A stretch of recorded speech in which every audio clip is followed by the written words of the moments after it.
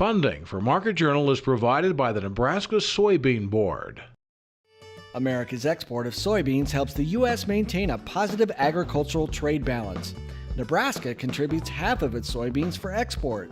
The protein and oil content in soybeans enhance the growing demand for higher protein diets.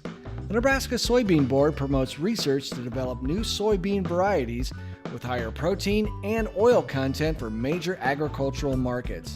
The Nebraska Soybean Checkoff, growing opportunity from the ground up.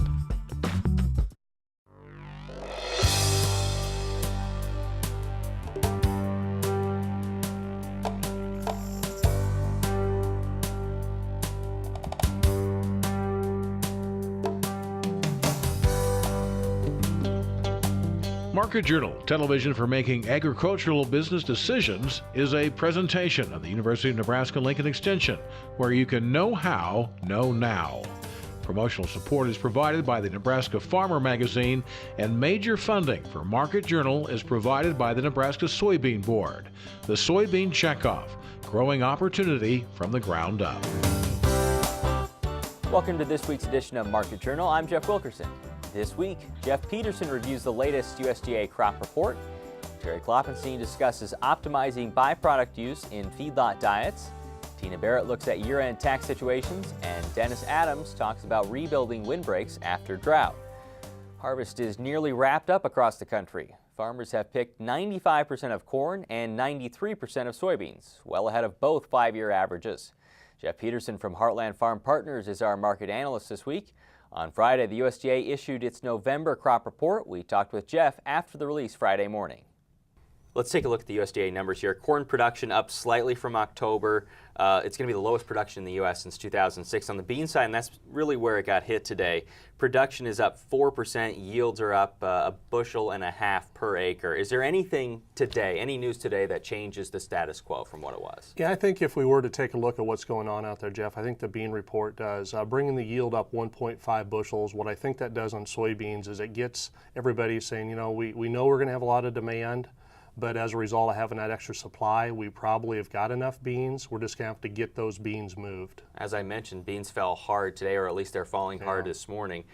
November below 15 now. Does that temper some bullishness maybe? Yeah, I think it does. I think one thing that does, it lowers our support level. 1484 had been holding support for us. Now we're back below that. I think what we're going to have to watch and see is that how much buying does come in. The thing we have to realize that China has to come in really every week and continue to buy. It's not like they're going to back away. So I think we're going to see some continued good buying on soybeans. Even though they're ahead on their marketing year, you still think there's room to buy there? Yeah, I think that's the thing that a lot of people are looking at is they have bought a lot of soybeans, but since the U.S. has really been the only game in town, since South America had their crop problems, they needed to buy a lot. So I don't think they've overbought at this point. I think they really just continue to buy what they need. With bean prices where they are right now, what brings them back up? Is it solely relying on South American news? Yeah, I think we have two items. The first one, we need to remember the South American weather. You know, so far in South America, Brazil, northern Brazil, your major producing areas have been really wet, and as a result, actually they've been really dry.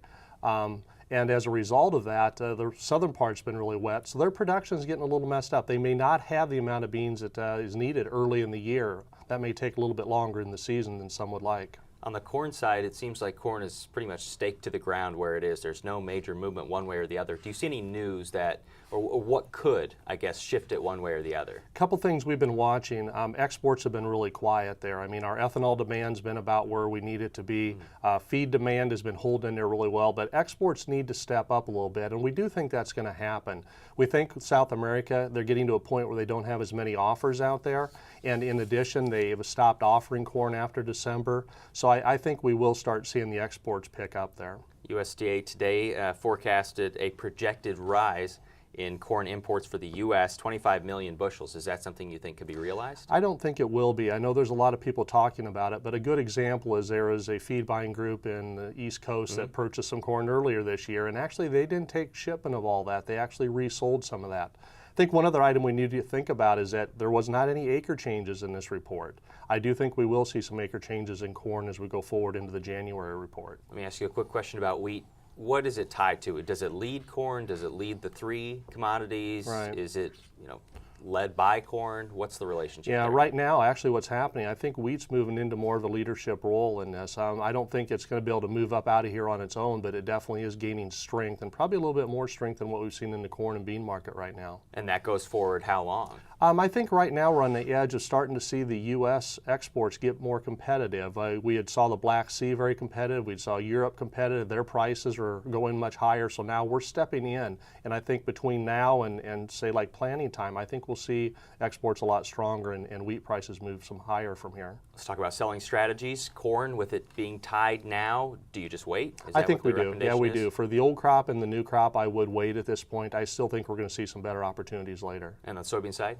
Same way. Right now, I think we're seeing them push back lower, but I do think we'll see some weather problems. How many times do we not have a weather problem out of South America? And my interpretation then would be you'd also wait on wheat for Yes, we would. We'll wait and see. Yeah, we'd wait a little bit on wheat yet, see how it actually enters the dormancy, and then ultimately end up seeing how it comes out of dormancy next spring. Next week, our market analyst will be Frayne Olson from North Dakota State.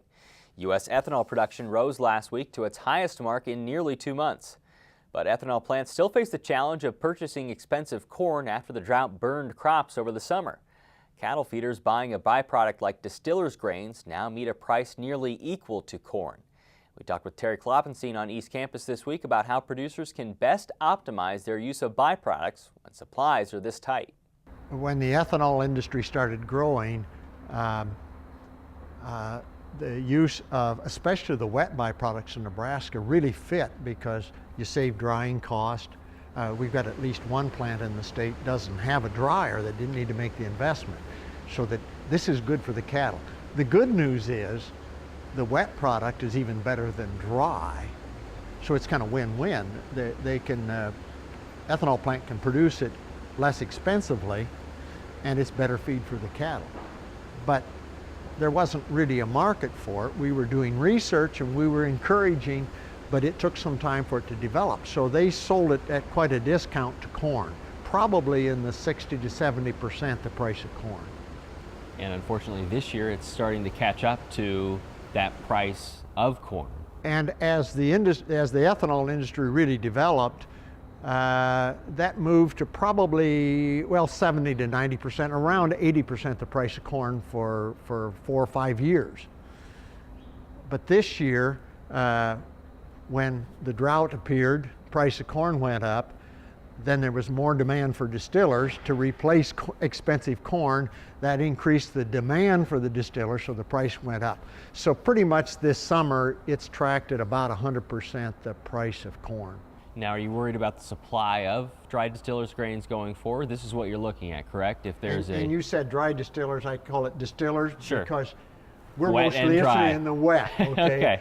Erickson says wetter is better, okay? So from the cattle industry, that's the way we view it. That's right. I'm just guessing that we would normally produce about 6 million tons on a dry basis. This year it's probably going to be more than that, 5 million tons basis, maybe 80%, something like that, with some plants idled at the present time.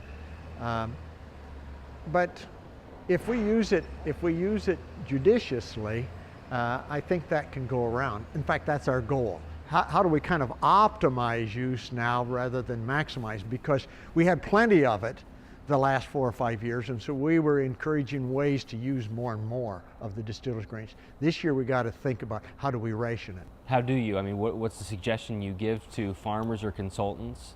First off, the first 20 to 25% that we add to a feedlot diet is supplying protein as well as energy. That's replacing another protein source or replacing urea in the diet. And urea is expensive, so that helps economically. Above that, then, it's just energy replacing corn. So we're looking more now at this area down between 25 and 35 rather than 35 to 40. And if we do that, then we can handle that decreased supply of distillers grains. Right, my interpretation is you're not looking at necessarily trying to fix a short-term cost here. You're more so looking at trying to maintain a supply in the long term. Is that correct? Well, it's all about basic economics of supply and demand, right? And so we've got to deal with decreased supply this year and increased demand. Okay, so how do we best ration this distillers for this year? Long term, we may be looking more at some maximal levels rather than optimal. But for this year, I think we're looking at optimal. Hopefully corn lasts, so right? Hopefully there's enough corn to go around that it doesn't get so expensive here in a few months. Well, this is the problem. That if we reduce let's say we reduce the amount of distillers we're feeding by 10% of the diet. That means we've got to fill that 10% up with something. Right. If we fill it up with corn, that increases corn demand, the price of corn goes up, and the distillers that we're trying to ration also goes up because it's tied to corn, doesn't help us. Okay, so an important part is filling that 10% or more with something else. And we've got two possibilities. It's basically using the residue part of the corn plant. And one is the calcium oxide treatment of the residue that is really becoming fairly popular. And the second one is the use of more corn silage, because that way you're harvesting the residue right with the corn. And a lot of that was harvested this year, partially because of the drought and some dryland corn that wasn't going to make much corn, but it made silage. But we also had the meeting in June, kind of seeing this coming, where we were really encouraging more corn silage harvest. I have a sense that more of that was done. So if we can replace that, obviously we're not replacing the corn in corn silage by feeding corn silage, but that residue could replace that 10% of distillers we're not feeding rather than the corn. So it's a lot of things going together trying to accomplish this. You can find more information and spreadsheets for optimizing co-products on the beef website under the byproduct feeds section. In May, 2 Platte River Basin Natural Resources Districts proposed converting irrigation from surface water to groundwater in hopes of helping to meet water needs of the Platte River. The Central Platte NRD and the Twin Platte NRD then commissioned a feasibility study of converting canal irrigation to underground wells. We asked UNL Extension Ag and Water Law Specialist Dave Aiken to explain portions of that report. There's a lot of aspects to this study, impacts on flows, on groundwater levels, but also on recreation. And one of the things that they looked at is what would it do to lake levels in Lake McConaughey? So the NRD plan or study said that the levels would be lower, but they would be more stable. And being more stable would be good because you're not up and down so much for recreation. So the irrigation districts looked at that and they said, yes, the lake levels of McConaughey will be lower, but they will also fluctuate more than the NRD plan said they would. These groups have been involved in kind of a civil war over water rights in the Platte Basin for at least a dozen or so years. And ideally, you'd like to see people from each side getting together and talking to see if there's any sort of common ground where you might get up, you might be able to negotiate some type of a win-win. But given the history that we have, that these guys have been suing each other and stuff like that, I think that sort of win-win outcome might be a little miraculous. As we said the last time when Dave was on, this project is months, if not years, from being finished. Drought took a toll on crops across a multi-state region this year, but as you may notice once winter blows in, drought may also play a role in destroying windbreaks. Dennis Adams says there were other problems, such as pine wilt, that may persuade you to renovate windbreaks, but the bigger issue was hot temperatures and little precipitation. Well, as you know, the drought this year in 2012 has probably been the worst drought we've ever had on record, and also not only the drought but the temperatures. So anytime you have a drought like that, it's going to affect a lot of the vegetation, whether that's the farmers' crops or in this case, the trees are going to be affected by the drought. It depends a lot on the size of the trees. The older trees and the older windbreaks aren't going to be quite affected as much. They're going to be under stress and they may be more susceptible to some insect and disease attacks because of it. But they usually have an established enough root system that they're going to survive okay. unless we get into a drought situation where we may go 2 or 3 years of a drought, and then that could even start affecting the larger trees. Usually where we see the most problem is on the younger trees, the ones that were just planted this year, of course, or that may be 2 or 3 years old. And I've even seen some trees that are, 6 or 7 feet tall that actually dead because of the drought. But those young trees, especially the ones planted this year, they don't have a very well established root system. And so when we get into a drought where we get 3 or 4 months without hardly any rain, and plus those temperatures, a lot of those trees succumbed. Is it worth it? Is it feasible to haul water to them? Anytime you can water trees, especially young trees, it's going to be beneficial. This would be a good example. I know it's hard to haul water out to trees or anything or something like that, but if you can water the trees, that makes a lot of difference. Some people set up drip irrigation systems, or they have water conservation mulch on the trees. It helps with moisture conservation, but generally water in the first year or two is going to be real beneficial in a drought situation. We'll talk about what to look at for new windbreaks, but the windbreaks that are there now, maybe not because of dryness, but you mentioned that pine wilt is starting to become a bit of a problem, and we're seeing some drop off, so there might need to be some renovation in those cases?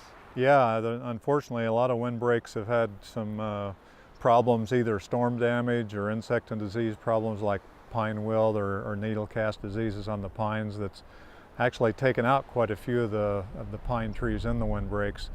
And to renovate those windbreaks, a lot of times you just need to take those rows of trees out and reestablish other trees to replace them. Time frame for doing that? Do they need to be out by a certain time? Oh, it doesn't really matter that much about taking them out, but usually the trees that are replanted in Nebraska are done in the spring. Spring is usually the best time to replant. For producers that are looking to plant new windbreaks, what varieties, with the drought in mind, what varieties do you look for? Well, I think the varieties you'd look for to replant or to plant new windbreaks are trees that are hardy and adapted in Nebraska. Usually we recommend trying to stick with the native trees, but also there's a lot of hardy and adapted trees for Nebraska. Obviously a lot of the pines and conifers aren't native in Nebraska, only ponderosa pine and eastern red cedar. Eastern red cedar is the backbone of a lot of windbreaks in Nebraska, especially in western Nebraska. So sticking with hardy adapted native trees is probably the best bet. There's one more thing to cover, and that's something like we see behind us. There's grass here that's covering behind the windbreak or underneath the windbreak. And where I come from, grass is better than weeds, but you say that might not be the case for a windbreak. Yeah, that's a good point. Weed competition, or especially some of the perennial grass competition, is one of the worst competitors for moisture for tree plantings, especially young windbreaks. If you're planting a new windbreak and you've got a lot of brome grass sod or fescue sod or something around it, that can sap a lot of moisture from the trees. So controlling that perennial vegetation is really critical, especially in a young planting. But even on older windbreaks like this, it puts a lot of stress on the trees and saps a lot of moisture. So even in older windbreaks, it might be good to at least control the perennial grass vegetation and weeds in the trees. Dennis says if you're interested in controlling grasses near windbreaks, you can look into herbicide options or simply till the ground around trees.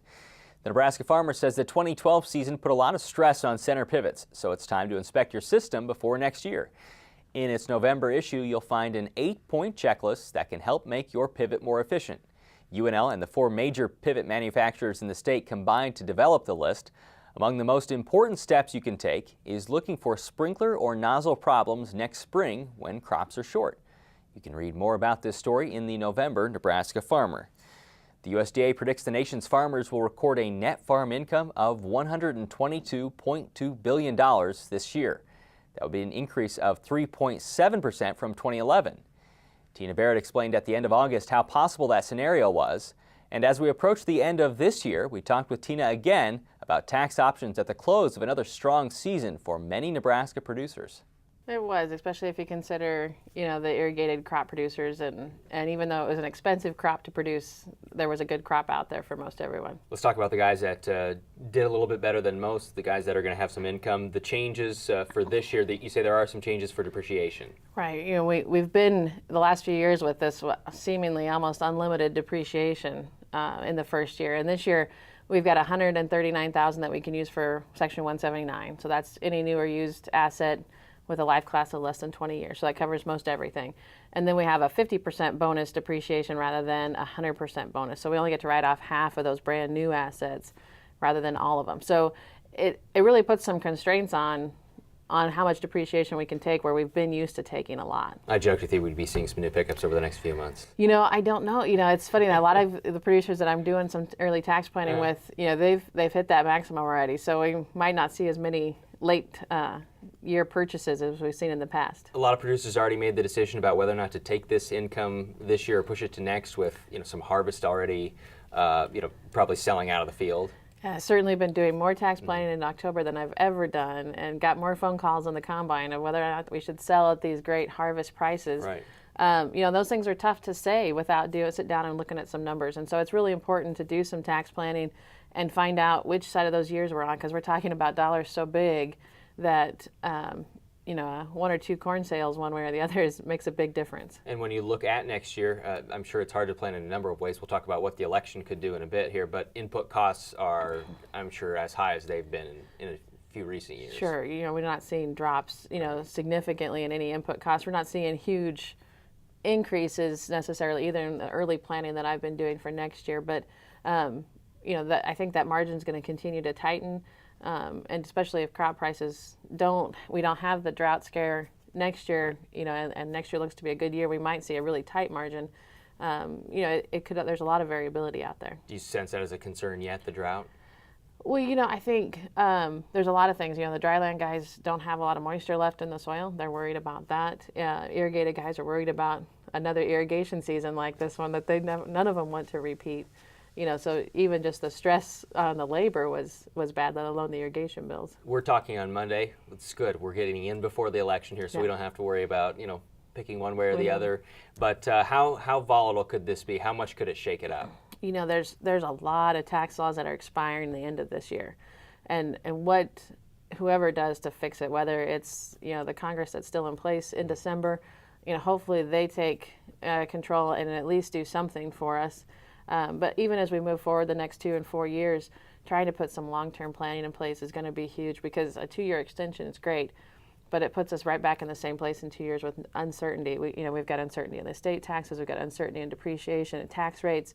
It really makes it tough to plan when we have nothing to work with. Especially in the short term. There's really, at this point at least, as we speak today, there's really nothing in the short term that proves one way or the other. No, and we don't know what's going to happen, but even if we have a strong majority one way or the other, there's still a lot of debate within parties as to what those right things should be. So, there's a lot of people working together to make those decisions, and hopefully decisions can be made is probably the more important thing. For producers across Nebraska, if it wasn't such a good year, and we're probably looking at some livestock guys that really had to pay for feed costs over the course of the summer, what do you recommend to them?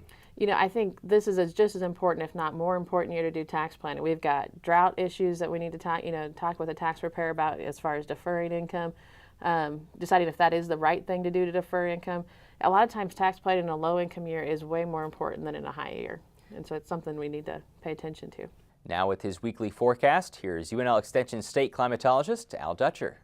Well, folks, here we are again for the weekly forecast, and of course we have a big storm system that's moving into the Central Plains. We kind of talked about that last week, that there was this significant storm that was in the forecast. It was just a matter of what the timing was going to be. It kind of looks like the models had it right on the nose in regards to it shifting out into the plains, and we are seeing some pretty inclement weather to the north of Nebraska, and we expect that as the day progresses it's going to get much more significant here across eastern Nebraska. And of course this is the opening day of firearm deer season, so there is going to be some very inclement weather for at least the western half of the state during the first half of the day, and then we'll see conditions deteriorate as we move eastward throughout the afternoon and evening hours, and expect to see some rather wintry type weather. So it is that time of year. We'll take anything we get in regards to moisture, even if it has to come in the form of snow.